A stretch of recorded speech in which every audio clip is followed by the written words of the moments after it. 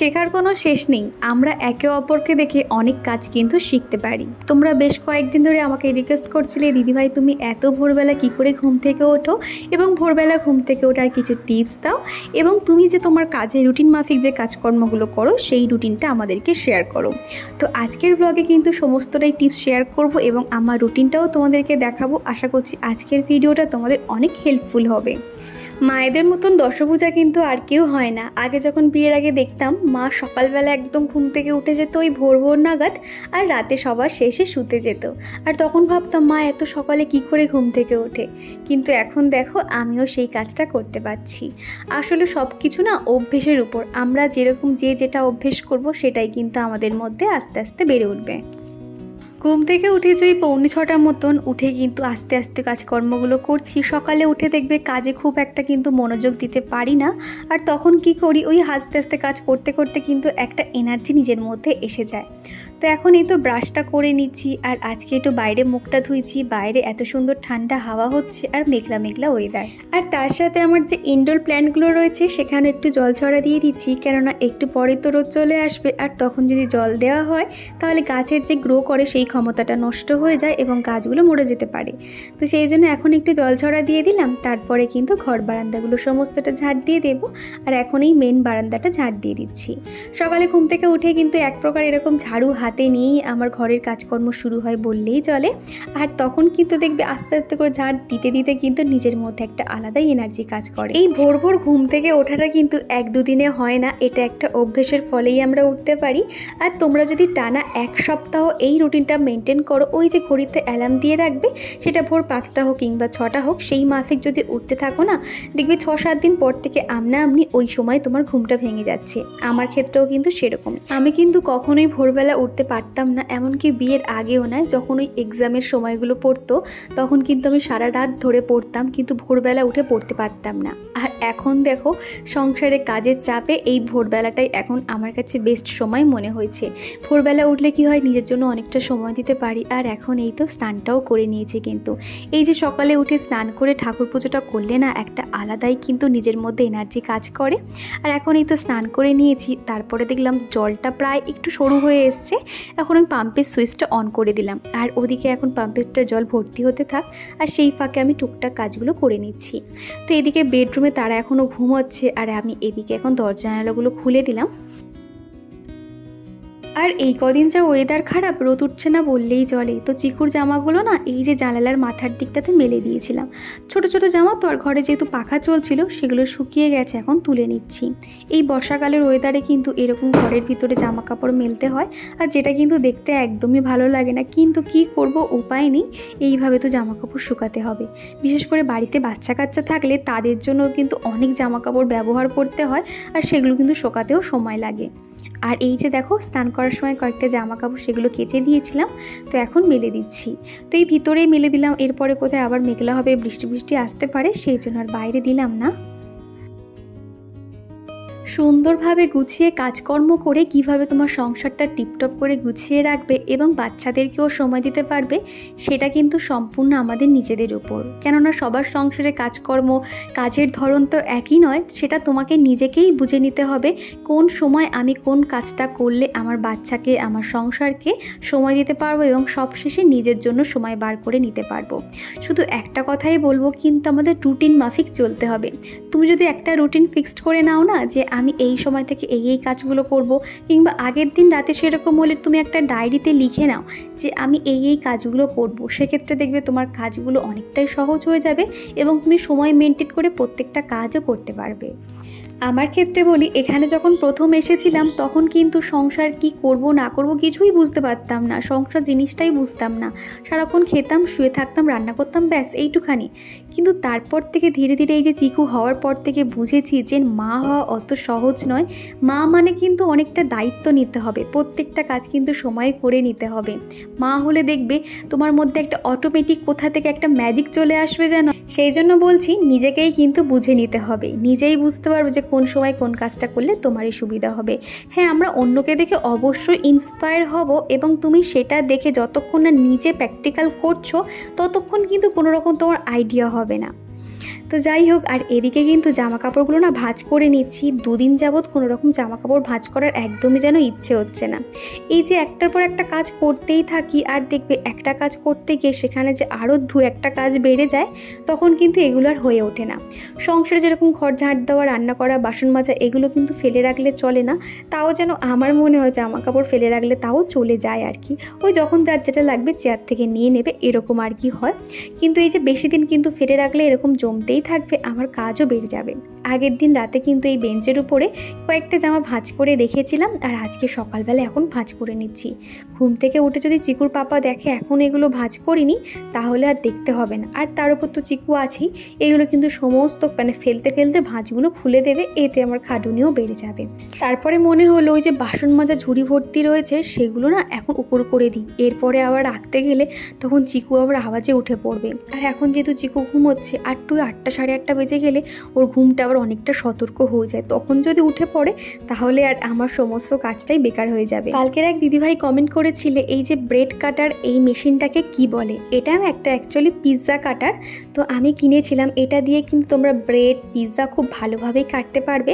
আর দেখে মনে হচ্ছে কোনো রকম ধার নেই বা কিছু, কিন্তু না, মোটামুটি ভালোই কিন্তু কাটা যায় এটা আর কি। এটা তোমরা নর্মাল শপিং মলে কিংবা দোকানেও পেয়ে যাবে। আমি কিন্তু প্রতিদিনই রাতের বাসন কিন্তু মেজে নিই, খুব কমই রাখা হয়, যখন ধরো শরীরটা খারাপ তখনই আর কি। কেননা সকালবেলা এসে যদি দেখি যে এঁঠো বাসন পড়ে রয়েছে, তখন কিন্তু একদমই ভালো লাগে না। আর সকালবেলা উঠে একদম ঝকঝকে তকতকে রান্নাঘর দেখতে কার না ভালো লাগে বলো। তো দেখো, প্রত্যেকটা বাসন গুছিয়ে চলে এসেছি আবার ঘরে। এই জামা কাপড়গুলো এবার গুছিয়ে নিচ্ছি। তো এখন এগুলো সমস্ত চিকুর জামা কাপড়গুলো রাখছি, যেগুলোর বাস্কেটে থাকে প্যান্ট, জামা, নতুন জামা, সেগুলো আর কি একটা একটা করে লাইন করে রেখে দিই। তাহলে কী হয়, সেগুলো না পেয়েও যায়। তো এখন এই যে তারপরে সবার শেষে আমার জামা কাপড়গুলো রাখতে হবে। তো দেখো, এদিকে কিন্তু প্রত্যেকটা জামা কাপড় সুন্দর করে গুছিয়ে নিয়েছি, এবং সকাল থেকে যে বাসি কাজকর্ম থাকে সেগুলো এগিয়ে নিয়েছি। তো মোটামুটি আমি 40% কাজ এগিয়ে নিতে পেরেছি। আর এখনই 7:45 মতন বাজে। চিকুর পাপা কিন্তু উঠে পড়বে, আর উঠেই কিন্তু চা দেখতে না পেলে আবার একটু রাগারাগি করবে। তো প্রথমে আমি চাটা বানিয়ে নিয়েছি, তারপর দেখলাম কিন্তু ও ঘুম থেকে উঠেও গেছে।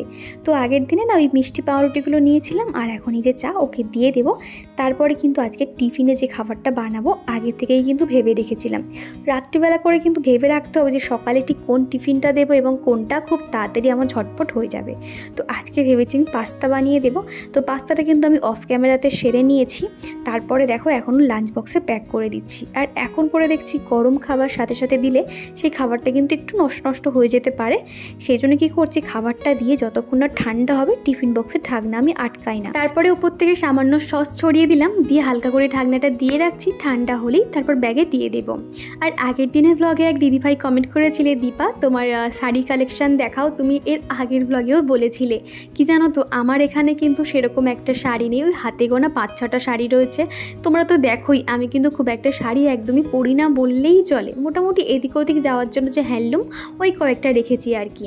তো তুমি যখন বলছো আমি অবশ্যই দেখাবো। তো আমি ইচ্ছে আছে জামাই ষষ্ঠীতে তো বাপের বাড়ি যাব, সেখানে গিয়ে আমার প্রচুর শাড়ি আছে সেখানে।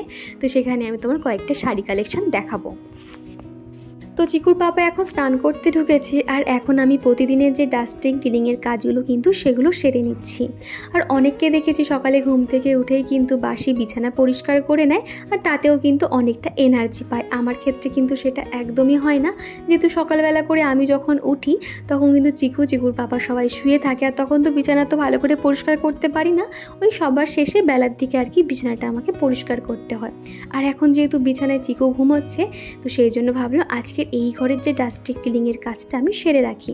আর এই জিনিসগুলো কিন্তু খুব একটা ধুলো পড়ে না, উপর থেকে হালকাভাবে ঝেড়ে নিচ্ছি। আর এক দিদিভাই কমেন্ট করেছিল এই যে আমি জলের বোতল দিয়ে যে প্ল্যান্টারগুলো বানিয়েছি যাতে সেগুলো তোমাদেরকে শেয়ার করি। কি জানো তো, আমি কিন্তু এগুলো সবসময় একটা বানানোর সময় পাই না, ওই একটু একটু করে কিন্তু বানিয়ে থাকি। তো আমারও ইচ্ছে আছে এরকম হাতের কাজ কয়েকটা বানাবো, এবং আমি যে রুটিন মাফিক কাজ করি সেই রুটিনের মধ্যে কিন্তু সপ্তাহে 2 দিন আমি হাতের কাজ রেখেছি এবং একটু একটু করে তোমাদেরকে শেয়ার করব। তোমরা অনেক দিন ধরেই আমাকে বলছো এই ধরনের DIYগুলো শেয়ার করার জন্য। এখন করে চিকুর পাপার অফিস বার হতে হতে ওই 9টা মতন বেজে যায়, 8:30 থেকে 9টার মধ্যে। আর যার কারণে কিন্তু আমার আরও সুবিধা হয়েছে, মোটামুটি 9টার মধ্যেই কিন্তু আমার সংসারে বাসি কাজকর্ম এবং ডাস্টিং ক্লিনিংয়ের কাজকর্মগুলো কিন্তু হয়ে যায়। তারপরে যখন চিকুর পাপা বেরিয়ে যায় তখন আমি ঘর ফর মুছে সোজা চলে যাই রান্নাঘরে। আর এখন করে কিন্তু এই রকম একটা রুটিন মেনটেন করে চলছি বলে খুব একটা অসুবিধা হয় না। আর ছোট বাচ্চা থাকলে কিন্তু সব সময় যে সব কিছু হয়ে ওঠে সেটাও হয় না। মাঝে মাঝে দেখা যায় চিকু যখন খুব ঘ্যান ঘ্যান করে, খুব বায়না করতে থাকে, তখন কিন্তু আমার 1 ঘন্টার জায়গায় 2 ঘন্টাও লেগে যায়। আগের দিন রাত্রিবেলা একটু কতিলা আর একটু মিষ্টির জল ভিজিয়ে রেখেছিলাম, তো সেটা আমি একটু খেলাম আর খানিকটা চিকুর পাপাকে দিয়ে দিচ্ছি। সকালবেলা করে এরকম একটা কিছু হালকা কিছু ভেজানো খেয়ে থাকি, মাঝে মাঝে মেথি মৌরির জলও ভিজিয়ে দিই।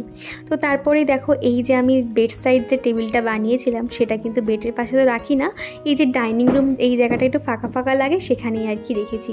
তো এই জায়গাগুলোতে কিন্তু বেশ ধুলো পড়ে, তো সেইগুলো কিন্তু এরকম প্রতিদিন হালকা হাতে মুছে নিই। এখানে তোমরা যে কটা জিনিস দেখতে পাচ্ছ প্রত্যেকটাই আমি বানিয়েছি, শুধুমাত্র ওই উপরে যে একটা সিরামিকের যে ফুলের টব দেখতে পাচ্ছ ওইটা ছাড়া।